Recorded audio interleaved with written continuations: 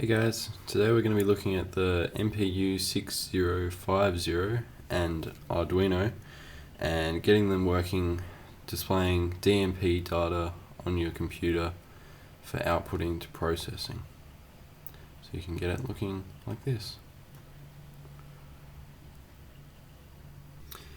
So the breakout board that we're using today is a GY521, it's just a cheap one off eBay.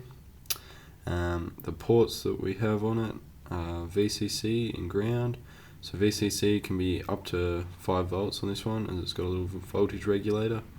Other breakout boards may not have this, so you might have to only use 3.3 volts. So you want to check that. And then we've got the SCL and SDA for serial data over I2C, and AD0, which sets the least significant bit of the I2C address.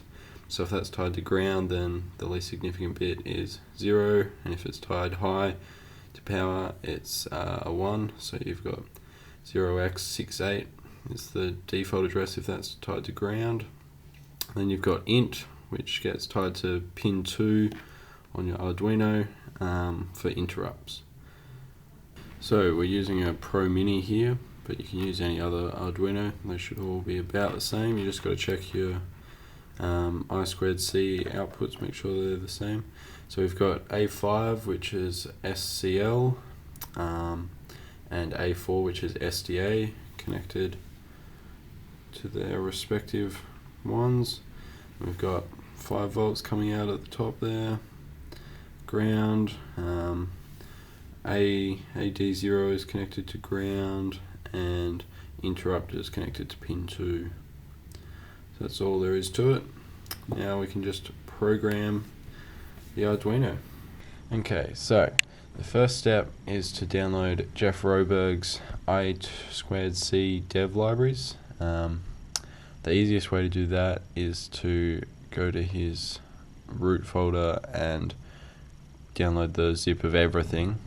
And then once you've done that, you can unzip it and there'll be an Arduino folder, and then we just want the MPU6050 and the I2C dev libraries.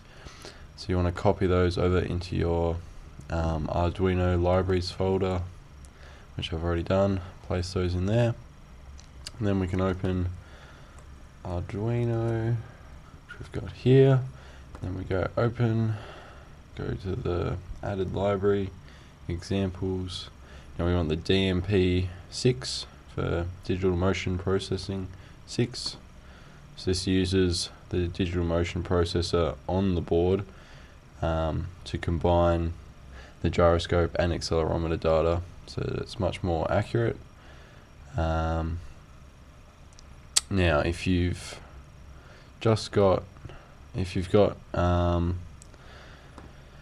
AD0 tied low to ground, then you can leave this standard, but if it's got a different address, so if it's tied high, it'll be 0x69, and if that's the case, you just put in brackets here 0x69.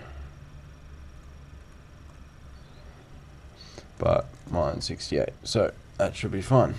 Alright, and then we go upload. Alright, and it finished. So now we can open the serial monitor.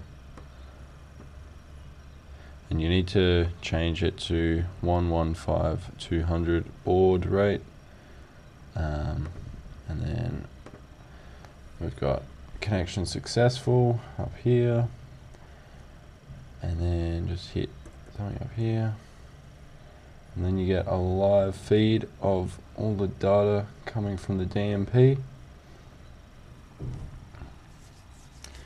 The next step, which we'll do now, is to change the code so that we can use processing. Okay, so in order to get processing working so that you can use the Teapot demo, you need to change a couple of things. So in your Arduino code, you need to comment out this line here and uncomment the output Teapot one, which changes the format that the serial data is sent to your computer, so that the Teapot program can use it. Then you need to have downloaded and installed processing, and you need to add the toxiclibs library to that to allow you to display the Teapot program. And then you want to open that, so you go open, just navigate to the Arduino libraries folder where you've got the examples, and go into processing, MPU Teapot, and click on that one. And then in this you need to change the serial port. So where does it ask us that? Here it is. So it can either select one from the list. So the way I did it was I just looked in Arduino at my list of serial devices and counted down to which one was the one I wanted to use. So I put in the 9th one there.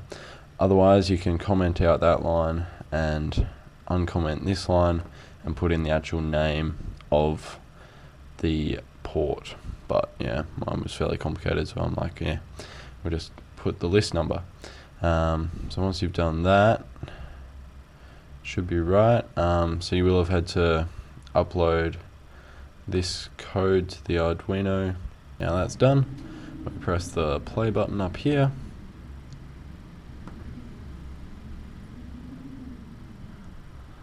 Just loading that.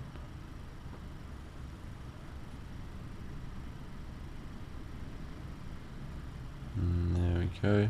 Now initially it takes about 10 seconds to settle down on the yaw. As you can see, it's just rotating slowly, even though I'm not moving the gyroscope at all yet. It seems to be straightening out now. Once that's settled though, you can start moving it and it should be reacting to the movements of the gyroscope.